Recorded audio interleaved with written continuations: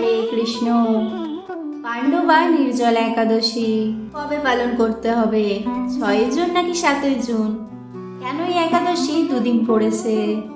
বছরের 24টি একাদশীর মধ্যে অন্যতম গুরুত্বপূর্ণ এবং বহু পূর্ণফল প্রদানকারী এই একাদশী ব্রত। পঞ্চপাণ্ডবের অন্যতম ভীমসেন এই একাদশী ব্রত পালন করেছিলেন, তাই এটি পাণ্ডবা নির্জলা একাদশী বা ভীমসৈনী একাদশী নামেও পরিচিত। এই একটি মাত্র একাদশী ব্রত পালন করলে বছরে আরো 24টি একাদশীর ফলও অনায়াসে লাভ হয়। এই একাদশী পালনকারী ব্যক্তির প্রতি ভগবান বিষ্ণুর অশেষ কৃপা বর্ষিত হয়। এমন কোনো কামনা নেই যাই একাদশী ব্রত পালনে লাভ হয় না। সকল ইচ্ছা পূরণকারী এবং সমস্ত পাপ বিনাশকারী এই একাদশী ব্রত অত্যন্ত মাহাত্ম্যপূর্ণ। আজকের এই ভিডিওতে আমরা আলোচনা করব নির্জলা একাদশী কবে, একাদশী তিথি কেন দুদিন পালন করা হবে, ব্যঞ্জলি মহাদ্বাদশী কি, এই একাদশীর মাহাত্ম্য কি, ব্রতের দিন পালনের সময় কখন, পালনের মন্ত্র কি, কিভাবে পালন করবেন এই ব্রত এবং এই দিন কি কি অবশ্যই করবেন। এই একাদশী ব্রতের মাহাত্ম্য কথা পাঠ বা শ্রবণ করলে বৈকুণ্ঠ প্রাপ্ত হয়। প্রিয় দর্শকগণ, এবছর দুদিন এই নির্জলা একাদশী ব্রত পালন করা হবে। এর কারণ হলো এই বছর ব্যঞ্জলি মহাদ্বাদশী আসছে। বছরে এরকম 8টি মহাদ্বাদশী তিথি আসে, তাই যখন মহাদ্বাদশীর সময় আসে তখন বৈষ্ণব ভক্তগণ একাদশী তিথির পরিত্যাগ করে এই মহাদ্বাদশী তিথিগুলির পালন করেন। গর্গ সংহিতায় উল্লেখ আছে 10,000 বছর তপস্যার ফল একটি মাত্র দ্বাদশী ব্রত করলে লাভ হয়। এখন জানবো যে এই ব্যঞ্জলি মহাদ্বাদশী কি। তো দেখুন, আমাদের সনাতন ধর্মে যে কোনো উৎসব অথবা যে কোনো বিশেষ তিথির দিন নির্ধারিত করার জন্য সূর্যোদয়ের সময় এবং সেই তিথির শুরু এবং শেষের সময় খুবই গুরুত্বপূর্ণ। এই 3টি সময়ের বিচার করে যে কোনো উৎসব অথবা তিথির দিন নির্ধারিত করা হয়। আর এই নিয়ম অনুসারে ব্যঞ্জলি মহাদ্বাদশী তখন আসে যখন একাদশী তিথি দ্বাদশী তিথিতে বিস্তার হয় না, কিন্তু দ্বাদশী তিথি ত্রয়োদশী তিথিতে বিস্তারিত হয়। যখন এরকম সংযোগ হয় তখন তাকে মহাদ্বাদশী তিথি বলা হয়। এখন এবছর নির্জলা একাদশী তিথিতেও এমনই কিছু ঘটছে।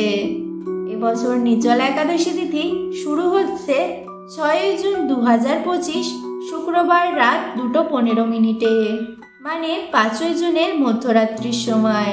6 জুন পুরো দিন একাদশী থাকবে, আর তার পরের দিন মানে 7 জুন 2025 শনিবার সকাল 4:47 এই একাদশী তিথি সমাপ্ত হচ্ছে।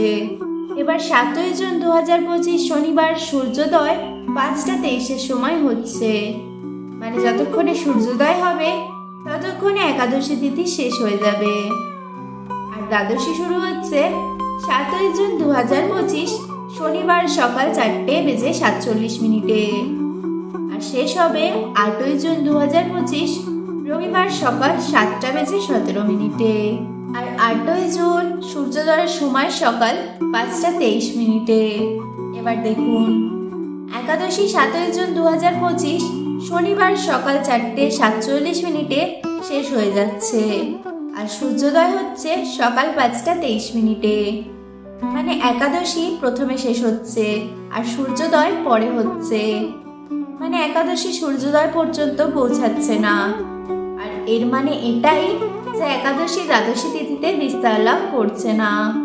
অন্যদিকে দেখা যাবে তো দ্বাদশী তিথি 8 জুন 2025 সকাল 7:17 শেষ হচ্ছে, আর সূর্যোদয় 8 জুন 2025 সকাল 5:23 শেষ হচ্ছে, মানে সূর্যোদয়ের পরেও দ্বাদশী তিথি থাকছে, অর্থাৎ দ্বাদশী তিথি ত্রয়োদশী তিথি পর্যন্ত বিস্তারিত হচ্ছে। তাই এই জন্য এবছর একাদশী তিথির বদলে মহাদ্বাদশী তিথিতে ব্রত পালন করতে হবে।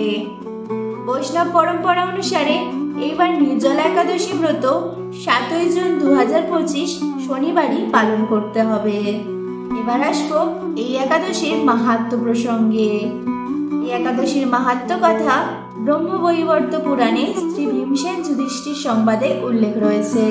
মহাভারতের সময় পাণ্ডুপুত্র ভীম মহর্ষি ব্যাসদেবকে জিজ্ঞাসা করেন, হে পরম মুনিবর, আমার পরিবারের সকলে একাদশী ব্রত পালন করে এবং আমাকেও এই ব্রত করতে বলে, কিন্তু আমি ক্ষুধার্ত থাকতে পারি না।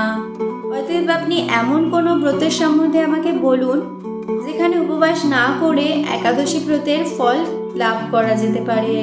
ভীমসেনের অনুরোধে শ্রী ব্যাসদেব বললেন, পুত্র, তুমি জ্যৈষ্ঠ মাসের শুক্লপক্ষের একাদশী তিথির দিনে নির্জলা উপবাস করো। এদিন অন্ন জল ত্যাগ করো।